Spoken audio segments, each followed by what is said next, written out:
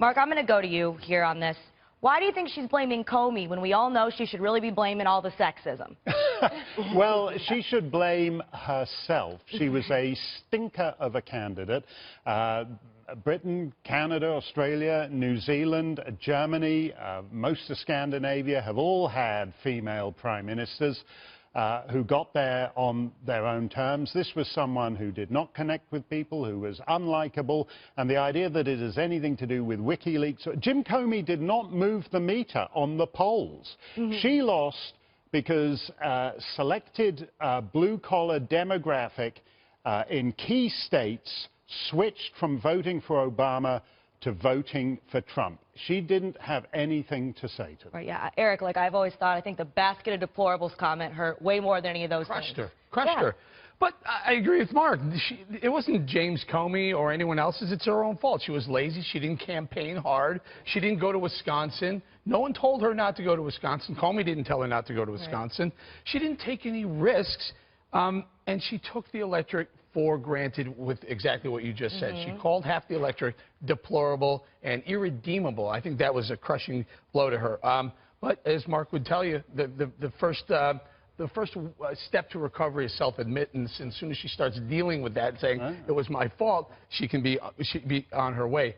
Trump just worked 100 times harder than Hillary Clinton worked. And he earned it and he won it. Well, I think he certainly worked smarter. And here's the thing, from the legal perspective, you know, Jim Comey's taken a lot of heat, a lot of it deservingly so, from both sides of the aisle on this thing. I mean, he was getting beat up pretty bad today by both Republicans and Dems. But there's a part of me as an attorney that says we can't hold facts for politics. That's not how we do business in the law. That's not how we should do business in the Department of Justice. So I don't fault him for that. So not only to y'all's point that it didn't affect the electorate, even if it would have, that should not have changed his opinion. And I think he's absolutely right about that. You're right, E. James Comey didn't make her not go to Wisconsin, nor did he tell her to not have a good ground game in parts of Florida, which she didn't, which depressed the black turnout vote, particularly in that area. Had that been what it had been for Obama, she might be in the White House now. That's not Marie, you look like you're agreeing with Ebony a little bit on this? Or? I am. I actually agree with a couple different things that have been said. Hillary Clinton was a flawed candidate. And actually, I don't care if she ever realizes why she lost. What I care about is that my party, the Democratic Party, realizes why she lost and looks very hard at states like my home state of Ohio, the ground game, the economic message. I do think that there are some Democrats, this is where I'm going to disagree a little bit. If you don't hold facts back from the public, there are a lot of people that say, you wanted to tell the public about the Clinton investigation. There was an active investigation into the Trump campaign that was going on for months. True. And you didn't think it was also your responsibility to tell the public? That's true, Mary. For me, that is what's troubling. And the most troubling thing today... But, go ahead. Maria, I want to push back a little bit, though.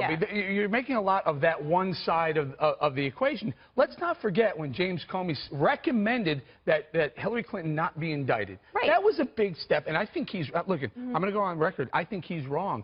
Now, you're a lawyer. You tell me this. I'm pretty sure that intent didn't matter. So if Huma Abedin was sending classified information to her husband, Weiner, that what does she I've never heard about that guy. But intent, if you're violating this act, it doesn't matter if you intend to be violating or not. You're breaking the law. 1,000% right, Eric Bolling. Intent was not required. But Comey said, and this is where I agree with. He said that's why you didn't. No. That's actually not what he said. Prove intent. No. He said the reason he didn't recommend an indictment is because he didn't think he could convict.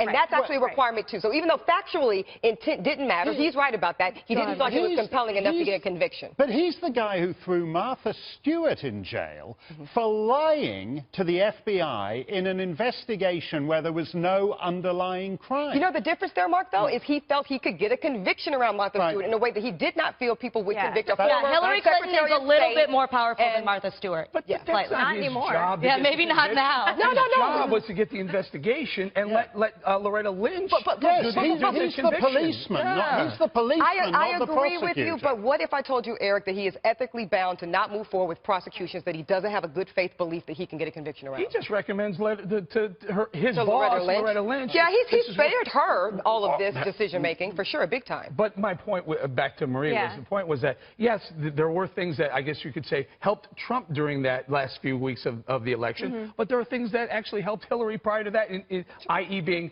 no recommendation for an indictment. That was big. Right.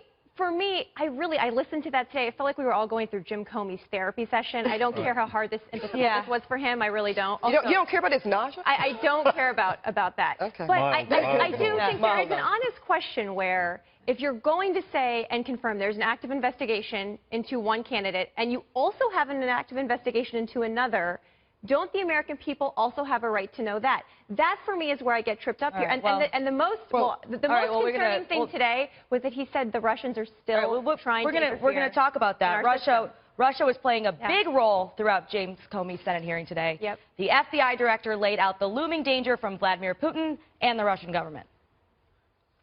Is it fair to say that the Russian government is still involved in American politics? Yes. One of the lessons that particularly the Russians may have drawn from this is that this works.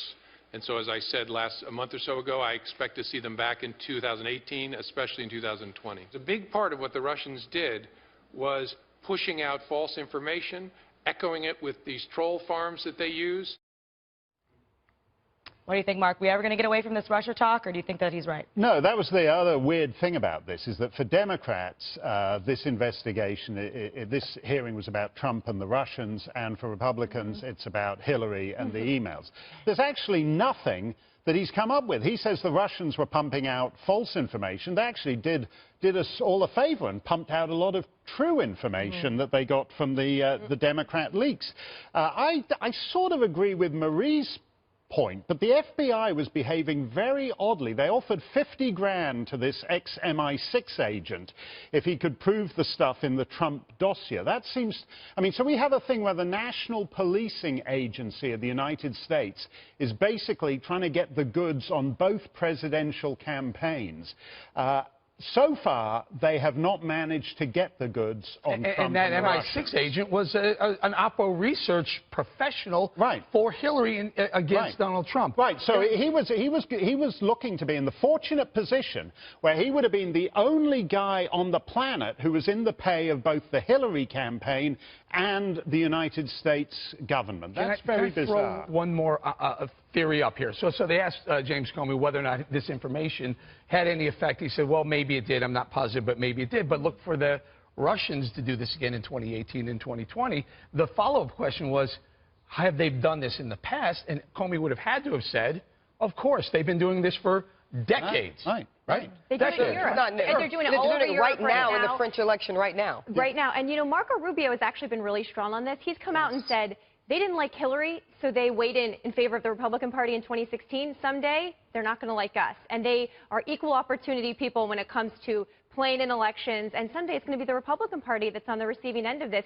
We as Americans should care that Russians, a hostile force at times, are meddling in our elections. I think everybody cares about that. I think that just because you can also be upset about what you find in the emails and not say, oh, I'm glad. I don't know that everybody's upset about that, though, Kathy. I think that some people were very, very excited and cheerleading around the fact that this all started around Hillary. I meant upset at her for what she did. Not but they should be upset with Russia for what they're doing, because to Marie's point and to Rubio's point, I don't think those are mutually exclusive things. If it's good for the goose, it'll be good for the gander eventually. It's a given that all great powers prosecute their own national interests in other people's elections. And Obama interfered in the Brexit vote. I challenge Vladimir Putin. That's his argument that you just made. No, I think every country, if the Belgians identify a particular interest, they want to go for it, good luck to them. We should expect that. That's a given. It's not unusual. Well, I challenge James Comey, and I challenge you, Marie. Yes. Do you think that whatever the Russians did affected the outcome of the election?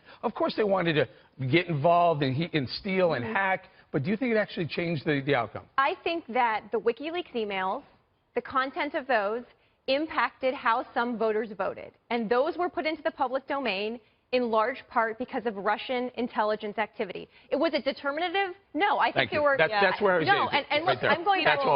And I'm going back to the first discussion here. I think there were 6 or 7 big reasons Hillary Clinton lost, starting with bad campaign strategy, candidate with a lot of baggage. We can go down the list that I think Democrats need to be looking at. We should not overlook this piece of it, though, for future. No, but you know what? One final point on this. Hillary Clinton wrote a book called Hard Choices. She needs to write another book called Unforeseeable Consequences, because this should have been foreseeable. All right. Well, pressure is mounting.